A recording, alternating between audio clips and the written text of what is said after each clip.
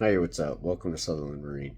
Today's a quick short video on what can happen if you do not turn your battery switches off on your boat. So when you've docked your boat, especially on small craft, if you keep it in the water, once you've docked your boat and you're stepping off for the evening or for the day or for the week or month, you always want to shut off your battery switches to make sure that your full DC service side is turned off, that nothing on the pulling power from the batteries can pull power from the batteries, especially if a simple light is left on, an engine room light, courtesy lights, something that you don't realize is on and draining power from your battery while you're away from your boat. Now, a lot of people say, hey, it's plugged into shore power. The battery charger is going to keep the batteries maintained no matter what's on, especially if I leave something on as simple as a reading lamp in one of the rooms, or courtesy lights, or passerelle lights, or the radio unit, or even a TV power pack or something simple like that. Doesn't draw a whole lot of power. The thing is that you don't always know when you walk away from your dock that your dock is going to have power. Just like the houses, just like buildings, you can have brownouts. You can have something on that dock that had tripped the breaker in the panel of the house or the marina that goes unnoticed for a while. A few days is all it takes, really, if you have something on board your boat that's drawing a significant amount of power from your batteries.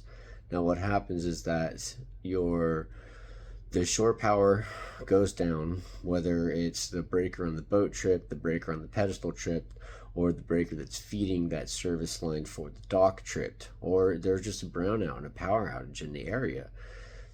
And you're relying on your battery chargers as a safety net, which is wrong. So what happened on this boat is that somebody came on the boat and turned on the battery switches, and not only did they turn on the engine and the engine and the house battery bank, but they turned on the parallel switch as well, which hooked both battery banks together. Usually those banks are separate. One can't draw from the other. In case one goes dead, you can turn your parallel switch on, which connects both banks of battery together. It's like a get out of jail free card.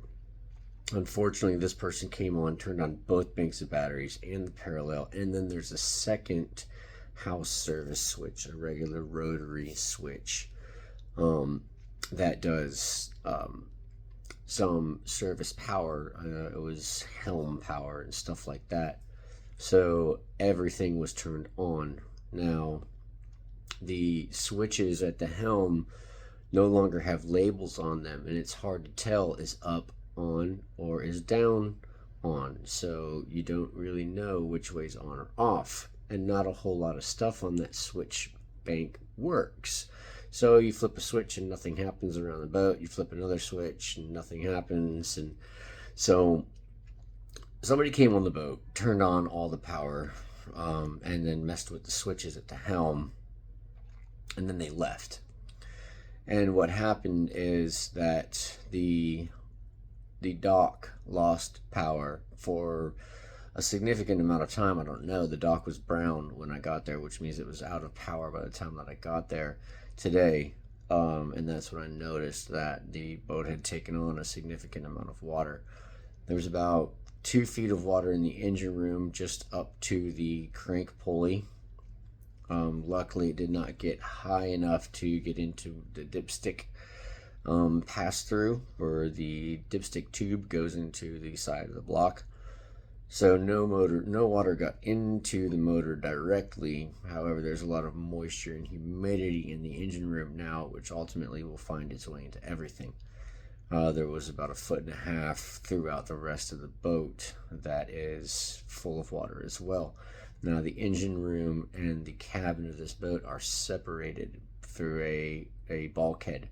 It's a sealed bulkhead. There's no limber holes in there to let the water travel through one side of the boat to the other. So not only did the boat also has some leaking fixtures in the engine room, so not only was it slowly taking on water through these leaking fixtures, which could be 5 gallons a day, to 10 gallons a day. But also it was raining quite a lot, and the boat doesn't have good, all of its deck scuppers, cup holders, and etc., things like that, which should drain into a common drain and then go over the side of the boat. None of that plumbing is connected. So long story short, and the bilge pumps have a tendency of sticking on the float switches. They don't work properly. So all of this was on a punch out list that was brought to the owner's attention, but we had so many other things falling into place that, and the boat was also supposed to be monitored regularly. I believe the owner has like a helper. So I got to the boat, and that's what happened. Basically, the bilge pump, a series of events, the dock losing power, battery charger turned off, all the battery switches turned on, random switches at the helm turned on, and a faulty float switch on the engine room bilge pump led to this boat taking on this amount of water that you'll see in the video.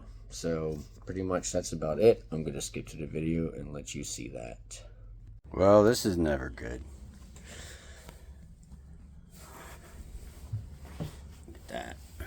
That is a good 1.5 foot of water in the bilge throughout the boat. Fucking bow thruster. Motor's underwater. Sure, that's destroyed. That stuff can be submerged. It's no issue. There's stuff back there that can be submerged. And another main thing is our batteries. Our batteries have been underwater for God knows how long. I mean, I've had this pump going for a minute now.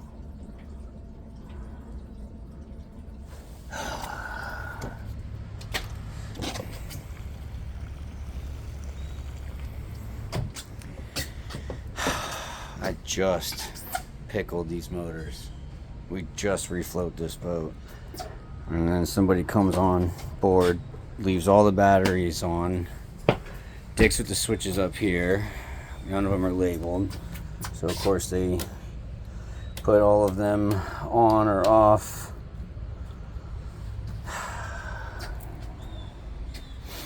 Just start from scratch again.